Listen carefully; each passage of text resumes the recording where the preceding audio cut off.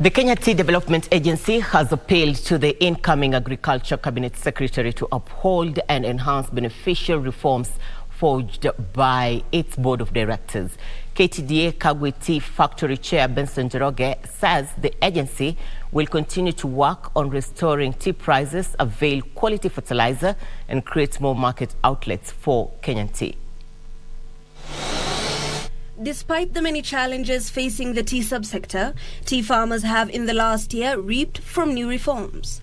The reforms being advocated for by the new board of directors of KTDA has however been challenged by former KTDA bosses, and the tiffs have trickled down to tea farmers. Ikienda venye tunaenda, mkulima atarudishiwa nguvu zake zote.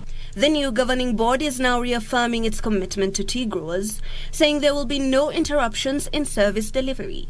Tungetaka hata serikali tusaidie vile tunaweza fanya value addition ya chai yetu, badala iwe chai iwe ikienda ng'ambo ama ikienda nchi zingine inaenda kufanya value addition ifanywe hapa nchini Kenya ili ipate pesa kutoka kwa hiyo chai, tupate pesa mingi, kwa sababu tunajua pesa chai ikitoka hapa iende ng'ambo inauzwa pesa mingi kuliko vile inauzwa hapa Kenya. They urge the government to uphold these reforms, stating the immense benefits it has had, especially for smallholder farmers.